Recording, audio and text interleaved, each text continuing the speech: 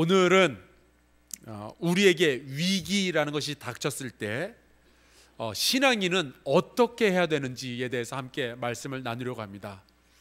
많은 사람들이 요즘의 시대를 위기의 시대라고 합니다. 우리에게는 별하별 종류의 위기들이 다 찾아오죠. 우리 모두는 또 인생을 살면서 위기를 겪게 마련입니다. 하나님은 사랑의 하나님이시지만, 그리고 하나님은 그 자녀를 위기에서 건지시는 구원의 하나님이시지만 모든 위기를 막아주시는 분은 아닌 것 같아요. 그래서 믿음 좋은 사람들도, 기도의 사람들도, 예수님의 제자들도, 또 사도들도 위기를 맞았죠. 성경도 그렇게 말하고 있고 저와 여러분의 경험도, 인생 경험도 그것을 확증하고 있습니다. 때로는 다른 종류의 여러 가지 위기가 우리에게 찾아오기도 하고요, 때로는 하나의 위기가 반복적으로 오기도 하고요, 때로는 하나의 위기가 찾아와서 이것이 나를 떠나지 않고 끊임없이 나를 괴롭히는 환난으로 남아있을 수도 있습니다. 어쩌면은 여러분 가운데 누군가는 이 환난, 이 위기를 경험했을 수도 있고, 어쩌면은 지금 그 위기를 지나는 과정 속에 있을 수도 있고, 어떤 분은 그 눈앞에 닥친 위기를 예상하고 있는 분들도 있을 수 있습니다. 위기는 우리에게 찾아오죠. 문제는 우리가 그 위기가 우리의 삶에 어떤 식으로 작용하는지, 그리고 우리 신앙인은 그 위기에 대해서 어떻게 반응해야 되는지를 모르면은 위기는 세상 많은 사람들이 얘기하는 위험한 기회로서 우리에게 작용하는 것이 아니라 자칫 잘못하면 우리를 파멸로 끌고 들어가는 저주가 될 수도 있습니다. 오늘 우리 본문 말씀을 같이 좀 살펴보겠습니다. 여기에는 사도 바울이 경험했던 위기에 대한 설명이 나와 있습니다. 가장 먼저는 아시아에서 환난을 당했다고 하죠. 이 아시아는 우리 대한민국이 속해 있는 이 아시아가 아니라 고대 그 터키의 한 지방 이름이 아시아였습니다.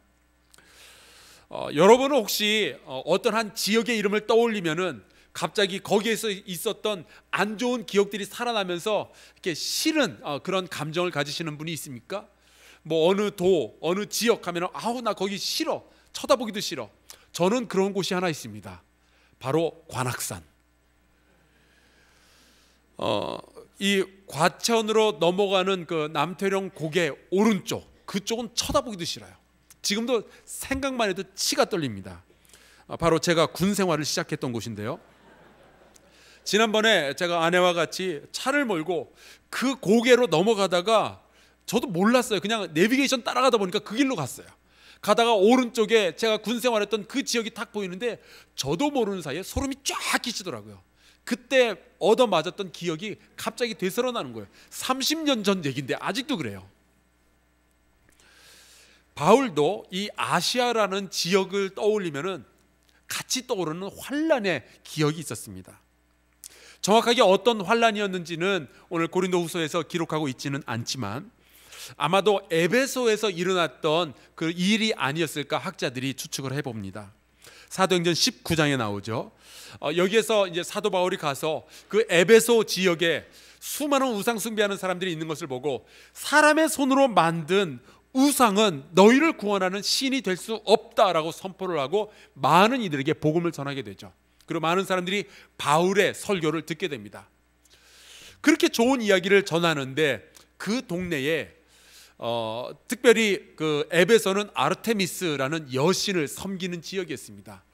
그 여신의 신상을 은 같은 금속으로 만들어서 판매하는 장사꾼들이 있었는데 이들이 위기를 느낀 거예요. 많은 사람들이 만약에 바울의 말을 믿고 이 손으로 만든 것은 우리를 구원하는 신이 아니다라고 믿게 되면은 사람들이 더 이상은 신상을 안 사게 될 텐데, 그러면 우리는 장사 끝난 거 아니에요. 그래서 이들이 위기감을 느끼고 이 돈벌이의 방해가 되는 바울을 제거하겠다라는 생각을 합니다. 그런데 일이 어떻게 흘러가는 거 아니? 바울을 빼고 바울과 함께 복음을 전했던 두 동역자를 납치해가지고 에베소에 있는 연극장으로 끌고 들어가죠. 그리고 아마 거기에서 그들을 때리든지 아니면 죽일 작정이었나 봅니다. 어쨌거나 이 두 사람은 이 연극장에 간 이후로 더 이상 성경에 나오진 않습니다. 그때 바울은 극장으로 끌려 들어간 동역자 두 사람을 구출하겠다고 자기도 연극장으로 가는 길이었어요. 나중에 이게 영화로 만들려면은, 얘기가 좀 되려면은 사도 바울이 마치 옛날 영화에 나오는 그 이소룡처럼 혹은 제키 찬처럼 그 연극장 안으로 뛰어 들어가서 자기 두 동역자를 붙잡은 사람들을 앞차기, 옆차기, 2단 옆차기, 돌려차기 해가지고 다 쓰러뜨리고 두 동역자를 구출해서 나오면은 나중에 영화 만들기가 참 좋을 텐데, 성경에 보니까 바울은 그러지 못했어요. 곁에 있던 제자들이 뜯어 말렸습니다. 선생님, 들어가면 안 됩니다. 또 아시아의 공무원들 가운데 바울의 친구 된 사람 하나가 바울에게 전언을 보내기를 절대로 들어가면 안 된다. 그래서 이 사도 바울은 안타까운 마음만 가질 뿐 자기의 두 동역자, 두 친구를 구하러 들어가지 못합니다. 그리고 그 두 친구는 그곳에서 어떻게 되는지 아무도 모르죠. 사랑하는 동역자 두 명을 구출해내지 못한 바울에게는 그것이 큰 환난이었을 거예요. 여러분, 사랑하는 사람을 그의 고통에서 구해낼 수 없는 슬픔에 대해서 알고 계십니까? 저도 경험해 봤어요. 차라리 내가 아프면은 내가 좀 어떻게라도 해보겠는데 팔만 동동 구를 뿐 내 능력이 닿질 않는 거예요. 그는 아파서 죽어가고 있는데 나는 할 수 있는 일이 아무것도 없는 거예요. 지켜보는 것 이외에는. 그 아픔, 그 슬픔, 그 고통 경험해 본 분들은 아시죠? 환난입니다. 또 바울은 힘에 겹도록 심한 고난을 당하여 소망이 끊어지기에 이르렀다라고 합니다. 도대체 어떤 고난이기에 살 소망까지 잃어버리게 되었을까요? 저는 지금도 저희 장모님께서 혈액암 진단 받았을 때를 기억합니다. 아마 여러분 가운데 많은 분들도 그것을 기억하실 거예요. 당시 저는 이제 저와 제 아내는 미국에서 영주권을 받는 과정 중에 있었고, 그래서 한국으로 왔다 갔다 하는 것이 자유롭지 못한 상황이었습니다. 근데 한국에서 연락이 왔는데 장모님께서 혈액암 말기라는 거예요. 그래서 저희는 부랴부랴 미국 정부에게 허락을 받고 한국으로 들어가기 위해서는 한국에서 그 의사의 진단서가 필요했습니다. 그래서 영문으로 진단서를 보내달라 그래가지고 진단서를 저희가 받았는데, 그 진단서를 열어보니 남아있는 수명이 석 달이라고 나와 있더라고요. 그것을 붙잡고 제 아내가 얼마나 펑펑 울었는지 모릅니다. 물론 장모님은 지금 건강히 잘 살아 계시지만 제가 그때 알았어요. 살 소망이 끊어진다는 게 이런 거구나. 병에 들어서 살 소망이 끊어지는 것도 있지만 종종 목사님, 더 이상 나는 살 수가 없어요 라고 저를 찾아와서 하소연하며 우는 성도들도 계셔요. 그때마다 제가 가슴이 무너집니다. 모든 것을 투자하고 나의 모든 희망을 걸었던 사업이 무너지고 망하고, 은행에서는 신용불량으로 찍히고, 빚쟁이들이 찾아오고, 식구들을 볼 면목이 없고, 정말 막막한 상황에 처한 분들이 저에게 와서 하소연을 하고 울고 그러면은 먹먹한 가슴으로 기도해 드리기는 하지만 참 안타까워요. 사도 바울은 지금 그런 상황에 처해 봤던 겁니다. 살 소망이 다 끊어져 버리는 그러한 상황. 그리고 바울은 자신이 사형 선고를 받은 줄로 알았다라고 말하고 있습니다.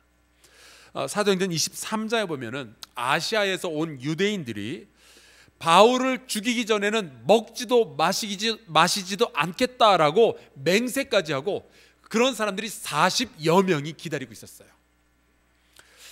만약에 사도 바울이 이 이야기를, 나를 죽이려고 기다리는 사람이 40여 명이 있다라는 이야기를 듣게 되면 얼마나 두려웠을까, 얼마나 황당했을까 상상을 해보게 됩니다. 저는 지금까지 살아오면서 저를 죽이고 싶어하는 사람은 없었던 것 같아요, 제 생각에는. 그런데 종종 사람들에게 그런 일들이 일어나긴 일어나는 모양입니다. 몇 년 전에 제가 아는 선교사 부부를 만났는데요, 이 선교사 부부는 남편과 아내 선교사가 둘이 참 금슬이 좋았어요. 둘이 하도 사이좋게 지내니까 세민한 어떤 분이 이 선교사 부부를 만나가지고 이런저런 이야기를 하다가 그 남편 선교사에게 물어봤습니다. 아니, 선교사님은 이 아내 선교사님하고 이혼하고 싶다는 생각 안 해보셨어요?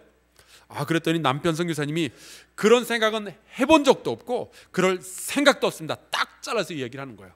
그 말을 옆에서 듣고 있던 이 아내 선교사님이 기분이 얼마나 좋아요. 그래서 빙긋이 웃고 있는데 또 남편 선교사님도 그 옆에서 또 빙긋이 웃으면서 이런 말을 하더랍니다. 아내와 이혼하고 싶은 생각은 단 한 번도 해본 적이 없지만 죽이고 싶다는 생각은 몇 번 해봤습니다. 여러분 혹시 살해의 위협을 받아보신 적이 있으신가요? 평생에 단 한 번도 그런 일이 없기를 주의 이름으로 축복합니다. 하지만 단 하나라도 있다면 얼마나 힘들까요? 정말 엄청난 위협이고 스트레스일 거예요. 작년 1월 달에 신문에 난 뉴스가 있습니다. 아내가 좋아하는 반찬에 남편이 살충제를 넣은 거예요. 이 사람이 2년 6개월 실형을 받은 기사가 떴습니다. 여러분 근데 그 정도가 아니라 반찬에 살충제 넣는 정도가 아니라 바울을 죽이기 전에는 먹지도 마시지도 않겠다라고 맹세한 사람이 40여 명이 매복해서 바울을 죽이겠다고 기다리고 있는 거예요. 위기죠. 바울은 환난과 살 소망이 끊어지는 것과 사형 선고 같은 그런 위기를 경험해 본 사람입니다. 이러한 위기가 찾아오게 되면은 보통 사람들이 가장 집중적으로 궁금해하고 가장 집중적으로 생각하는 것이 뭐겠어요? 위기의 끝에서 우리가 기대하는 것이 무엇이 있을까요? 경제 위기의 예를 한번 들어볼게요. 요즘 이 위기의 시대에서 가장 많이 들리는 이야기가 경제 위기입니다. 사업이 안 움직인다는 거예요. 나라가 힘들다는 거예요. 가계 부채가 폭탄처럼 우리를 기다리고 있다는 거예요. 전 세계 무역이 지금 흔들리고 있다는 거예요. 한진 망했다는 거예요. 경제 위기에 대한 이야기가 얼마나 많이 나오는지 모릅니다. 그래서 이 경제 위기를 대처하기 위해서 전 세계적으로 굉장히 많은 모임, 기구들이 있습니다. 그 중에 하나가 여러분 잘 아시는 WTO, 그 World Trade Organization, 세계 무역기구. 이게 대표적이죠. 우리나라도 그 회원국인데 얼마 전에 그 일본의 그 후쿠시마 원자력 발전소가 폭발하고 그 방사능 물질이 바다로 들어가니까 대한민국 정부에서, 저는 이거 잘했다고 봐요. 대한민국 정부에서 일본 해역에서 잡은 이 해산물은 수입 금지, 저희가 딱 잘라버렸죠. 그랬더니 이 일본 정부가 발끈해 가지고 WTO에 우리 대한민국을 제소를 했어요. 고소했어요. 그래서 지금 심사 중입니다. 또 우리가 잘 아는 OECD가 있죠. 경제협력개발기구. 나름 이 선진국이거나 선진국 대열에 지금 막 들어가는 그런 나라들이 그 모이는 회의입니다. 모토가 이거예요. Better policies for better lives. 더 좋은 삶을 위한 더 좋은 정책들. 우리나라도 여기 회원 국가니까 뭐 나름 우리나라도 꽤 잘 사는 나라입니다. 그러한 그 여러 가지 전 세계적인 그 경제 기구들 중에 WEF, 세계 경제 포럼이라는 것이 있어요. 매년 그 스위스의 그 다보스라는 그 자그마한 휴양 도시에서 열리는데, 그래서 이제 다보스 포럼이라고 하기도 합니다. 세계 각국의 이 정치인들, 경제인들, 학자들, 종교인들, 이런 사람들이 다 모여가지고 경제에 대해서 이야기를 하는 거예요. 올해도 며칠 전에 열렸는데 중국의 시진핑 국가 주석이 기조 연설을 했습니다. 아마 앞으로는 미국이 아니라 중국이 세계 경제를 좀 좌지우지할 것 같아요. 근데 지금부터 8년 전에 2009년에 이 다보스 포럼에서 굉장히 좀 재밌는 사건이 있었습니다. 미국의 유명한 그 방송국 CNN 그 뉴스 방송이 와서 아침마다 대기업, 전 세계적으로 가장 큰 회사의 대기업들 회장들을 인터뷰를 한 거예요. 근데 모든 인터뷰의 질문은 딱 하나였습니다. 이 경제 위기가 언제쯤 끝나야 될까요? 이 질문을 받았던 이 대기업 회장들은 자기가 생각하는 그 위기의 탈출 시기, 탈출 방법들을 이제 그 뉴스 앞에서 많이 이야기하고 했죠. 어떤 사람들은 2010년에 끝날 거다, 어떤 사람은 2011년에 끝날 거다, 다 얘기를 했는데 다 틀렸나 봐요. 2017년인데 아직도 안 끝났어요. 여러분, 이것이 위기를 지금 맞은 사람들이 가지고 있는 공통의 관심사예요. 이 위기는 언제 끝날 건가? 어떻게 해야 이 위기가 끝날 것인가? 노아의 홍수 시대에는요, 홍수가 나자 이 물이 언제쯤 사라지고 육지가 드러나게 될 것인가, 이것이 사람들의 관심사였습니다. 그래서 노아의 식구들은 비둘기를 날려 보내서 그것을 알아보려고 했죠. 이스라엘 백성도 이집트를 탈출한 이후로 광야에서 살면서 언제나 이 광야의 위기가 끝날까 굉장히 궁금했었습니다. 열왕기하 8장에 보면은 당시 중한 병에 걸렸던 아람 왕 벤 하닷이 하나님의 사람 엘리사가 주변에 있다는 이야기를 듣고 이런 질문을 던져요. 내가 이 병에서 언제나 낫겠습니까? 우린 다 그런 똑같은 질문을 던져요. 위기가 닥치면은 언제 내가 이 위기에서 벗어날 수 있을까? 시편 94편을 보면은 이 위기를 맞은 시인이 부르짖는 기도가 있습니다. 제가 읽어드릴게요. 여호와여, 악인이 언제까지 개가를 부르리까? 그들이 마구 짓거리며 오만하게 떠들며 죄악을 행하는 자들이 다 자만하나이다. 속이 타는 거예요. 이 위기가 언제쯤 끝이 날까? 이 악인들이 지금 성공 가도를 달리고 있고 선한 사람들이 지금 힘들어하고 있는데 주여, 이 위기는 언제 끝이 납니까? 모든 사람들이 공통적으로 그리고 본능적으로 가지게 되는 질문이 바로 이겁니다. 근데 여러분, 어떤 질문을 던지는가가 우리가 어떻게 우리의 인생을, 우리의 시간을 사용할지를 결정해 주게 돼요. 조심해야 됩니다. 제가 이거는 잘못된 일은 아니지만 제 예를 한번 들어볼게요. 제가 1993년에 제 아내 될 사람과, 지금은 결혼을 했지만 아내 될 사람과 연애를 시작했을 때 제가 그때 던졌던 심각한 질문이 이거였습니다. 어떻게 해야 저 사람에게 잘 보일 수 있을까? 어떻게 해야 내가 잘 보여서 사랑을 받을 수 있을까? 이 질문이 한번 딱 들어오니까요, 아침부터 저녁까지 제가 생각하는 건 그거예요. 그 해답을 찾는 거예요. 어떻게 하면 내가 잘 볼 수 있을까? 길에 가다가 꽃이 보이면요, 저거 갖다 주면, 저거 꽃을 사다 주면 내가 잘 볼 수 있을까? 길 가다가 그 호떡집이 나와서 호떡을 파는 거 보면 저거를 좀 사다 주면 내가 사랑을 좀 얻을 수 있을까? 그러다가 제가 내발산동에 있는 그 식당 옆을 지나다가 숯불갈비를 봤어요. 순간 왠지는 지금도 잘 모르겠지만 그땐 그랬습니다. 내가 숯불갈비를 구워주면 사랑을 얻을 수 있겠다. 그래서 실제로 제가 숯불갈비를 구워주면서 사랑을 고백한 적이 있었습니다. 남들은 다이아몬드로 사랑을 고백한다는데 저는 숯불갈비로 해결을 했어요. 그리고 성공했죠. 저 결혼했습니다. 여러분, 가장 빨리 돈을 버는 방법이 무엇인가? 이것이 우리 인생의 질문으로 주어지면요, 우리는 그에 대한 해답을 집중적으로 찾기 시작해요. 놀랍게도 주식으로 망하는 사람들은 다 공통적으로 이 질문에서 시작을 합니다. 내가 어떻게 해야 쉽고 빠르게 돈을 많이 벌 수 있을까? 그래서 자기 돈뿐만이 아니라 자기 식구들 돈 다 끌어모으고 친구들 돈 끌어모으고 친척 돈까지 끌어다가 몽땅 이 주식 투자를 하고 쫄딱 망하는 거죠. 이 경제 위기가 언제 끝날 것인가 라는 질문이 우리 인류에게 들어오고, 만약에 이것이 우리의 인생을 좌지우지하는 질문이 되어버리면요, 모든 사람들은 위기가 언제 끝날 건가 그 방법에 대해서 연구를 하기 시작할 겁니다. 그것이 나쁘다는 이야기는 아니에요. 위기는 끝나야죠. 우리는 다 위기를 다 끝내고 경제 위기 다 끝나고 여기 있는 여러분 모두가 다 풍족하게 살게 되기를 바라요.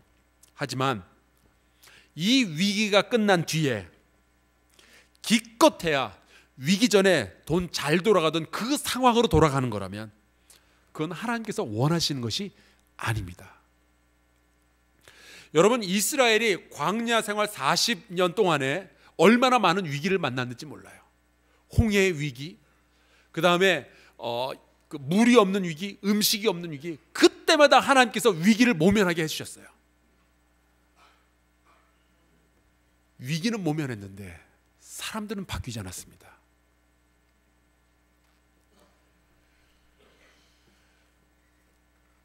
그건 하나님께서 원하시는 것이 아니었죠. 근데 아까 이야기로 돌아가서 이 다보스 포럼이 진행되는 중간에 새로운 질문이 하나 등장했어요.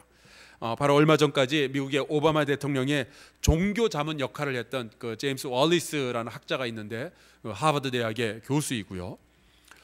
이 사람이 그 회의 장소에 있다가 이런 얘기를 합니다. 우리는 지금 경제 위기가 언제 끝날지가 아니라 이 위기가 우리를 어떻게 변화시킬지에 대해서 질문해야 되지 않느냐라는 말을 한 거예요. 그때 그 자리에 있던 수많은 학자들이 갑자기 새로운 질문이 들어오니까 새로운 생각들을 하기 시작한 거예요. 아, 그렇구나. 만약에 우리가 경제 위기가 극복이 되고 경제 위기에서 탈출은 했지만 이전의 탐욕스러운 모습을 그대로 유지하고 있다면 경제 위기에서 탈출한 게 무슨 의미가 있겠는가?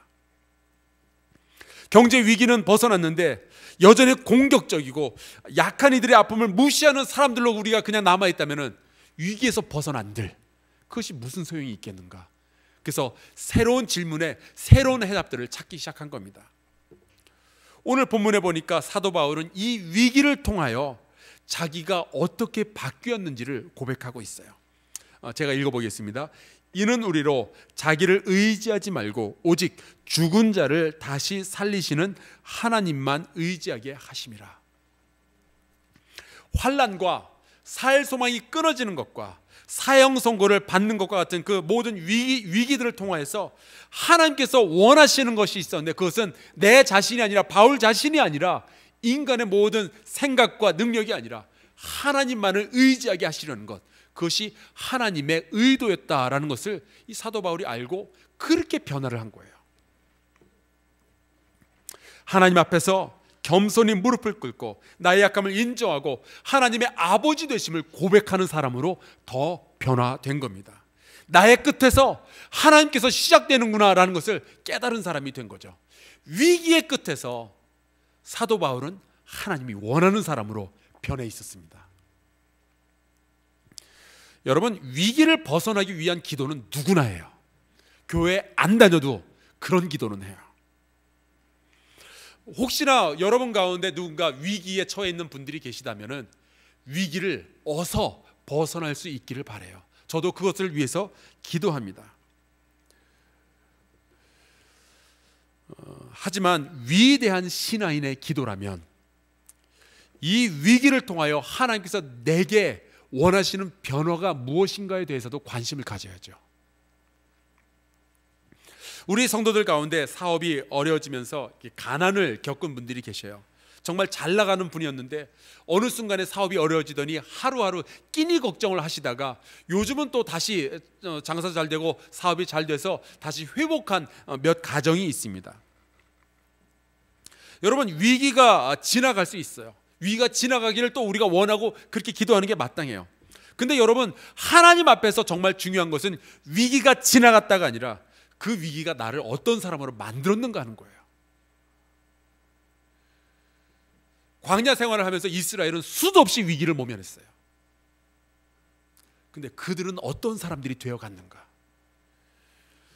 여러분, 성도에게 닥쳐오는 위기는요, 아무 의미 없이 찾아오지 않습니다. 여러분, 하나님 몰래 마귀가 우리 성도들 가지고 장난치고 그런 일 전혀 없어요. 하나님은 우리의 모든 것을 아시며 우리 인생의 1초 1초를 전부 관찰하시는 분이십니다. 작년에 광야에 대한 말씀을 함께 나누면서 제가 그런 말씀을 드린 것이 기억이 납니다. 무자비한 광야는 있을 수 있어도 무의미한 광야는 있을 수 없다라는 말씀을 드렸죠. 여러분, 광야 생활 40년 동안에 이스라엘 백성이 그렇게 목마르게 기다렸던 것은 광야의 위기를 탈출하는 거였어요. 근데 여러분, 그 40년 동안 하나님께서 기다리셨던 것은 무엇이었을까요? 그것은 하나님만 의지하고 하나님만 믿는, 하나님에게만 순종하는 백성을 기다리셨어요. 사도 바울은 10절에 이렇게 고백합니다. 그가 이같이 큰 사망에서 우리를 건지셨고 또 건지실 것이며 이후에도 건지시기를 그에게 바라노라. 다행히도 바울은 이러한 그 아시아에서 당했던 이 위기들을 모면을 했던 모양입니다. 그렇지만 바울은 자기가 또 다른 위기에 처할 수 있다는 사실을 잊지는 않았어요. 하나님의 사람임에도 불구하고 위기는 여전히 찾아오는 거죠. 그런 인생을 바라보면서 사도 바울이 고백합니다. 이후에도 건지시기를 그에게 바라노라. 위기에 빠져 계시거나 혹은 나중에 위기에 처할지라도 하나님께서 여러분 모두를 건져주시기를 주의 이름으로 축복합니다. 바울은요, 이 위기를 통하여서 내 능력이 아니라 하나님을 의지하는 그러한 방법을 깨달은 거예요. 하나님을 더욱 의지하는 사람이 된 거죠. 위기의 끝에서 그는 하나님을 붙잡는 사람이 되었습니다. 그런데 우리가 자칫 잘못하면요, 위기를 겪을수록 마음의 문을 닫아버릴 수가 있어요. 제가 그런 사람들 봅니다. 위기를 겪은 후에 악랄해지는 사람들이 있어요. 내가 그런 고난도 겪은 사람이야, 까불지 마. 위기를 겪은 후에 영혼이 메말라 버리는 사람들도 있어요.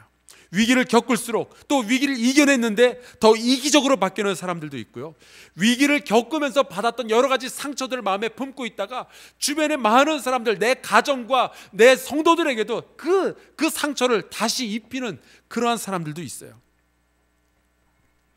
여러분, 우리가 위기의 끝에서 내가 어떠한 사람이 되어 있을 것인가를 우리가 기도하면서 준비하지 않으면요, 우리는 위기는 벗어났지만 몹쓸 사람이 될 수 있어요.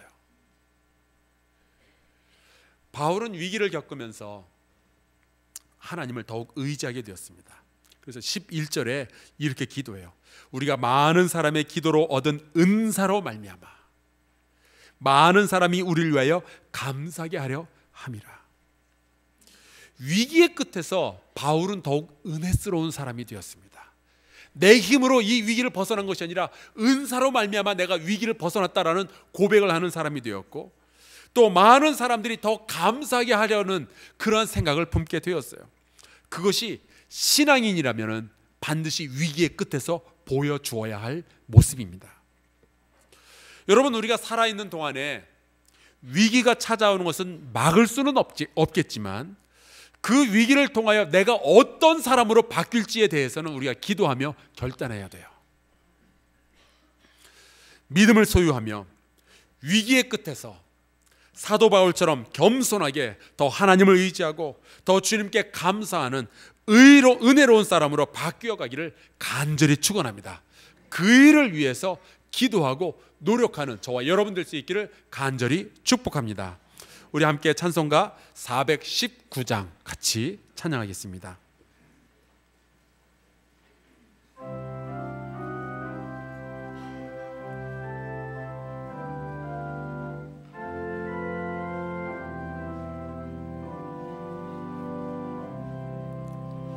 주 날개미 내가 편안히 쉬네.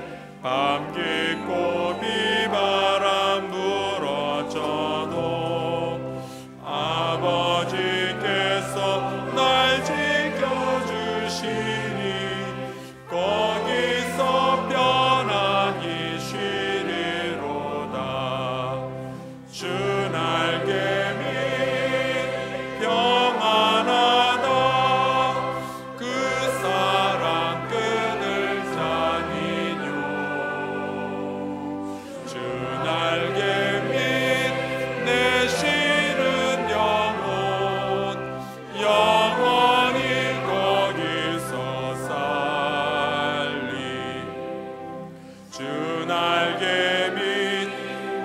피난처 되니 거기서 쉬기를 원하노라.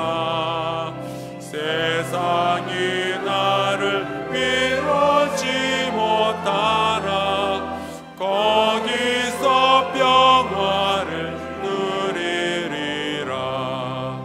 주 날개미 평안하다.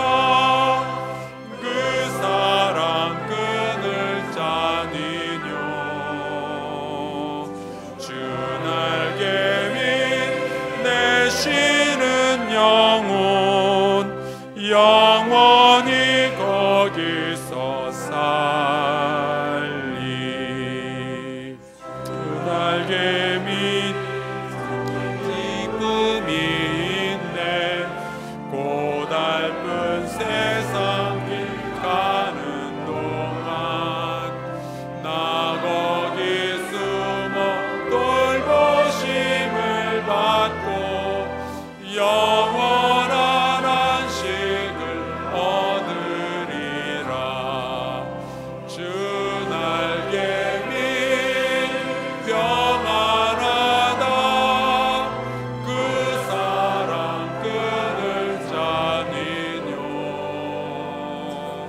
주